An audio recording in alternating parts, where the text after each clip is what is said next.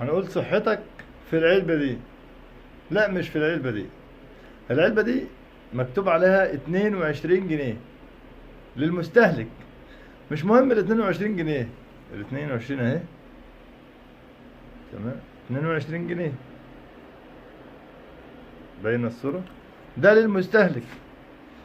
تمام. مش مشكلة بقى انت بتجيبها ب 25. مش قصة يعني.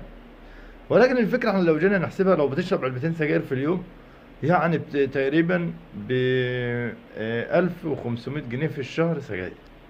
لو جينا نحسب على 10 شهور، 15 ألف جنيه. 15 ألف جنيه. لو قلنا بقى 12 شهر، هنضيف تاني على 15 ألف 3000. يبقوا كام؟ يبقوا بالصلاة على النبي كده 18 ألف جنيه. 18 ألف جنيه دولت لمدة مثلا 5 سنين. هنحسب 18 في 5 هيعملوا مبلغ محترم قوي. يعني مش محتاج ان انت تقول الحاجة غلت، الحاجة اتنيلت. مش هتحتاج تقول الكلام ده خالص. ما بقولكش ما تشربش، اشرب قطران ازرق على دماغك ودماغ اللي خلفوك، انا مال امي. اشرب بس خليك حكيم. حجر معسل في اليوم ماشي. اشرب لك 3 سجاير في اليوم، مش لازم علبتين يعني. لو جينا بقى نقول صحتك في العلبة دي، طب العلبة ديت ايه؟ عاملة كام؟ ب4 جنيه. يعني بتمن علبة سجاير تجيب كام واحدة من دول؟ لو هنقول علبة سجاير ب20 جنيه، هتجيب معايا 5 علب من دول عصير. بقى هي ب25 جنيه علبة السجاير.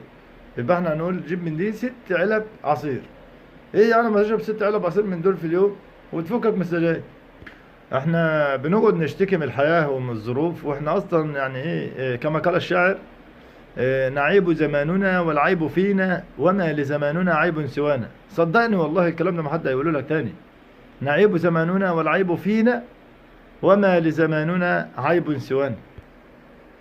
انت لو قاعد في بيت في الارياف او في اي مكان عامة، 50 جنيه في اليوم حلوة برضه. مش يعني هتسد خانة معاك، اللي هم 8 علبتين السجاير دول هتسد خانة معاك.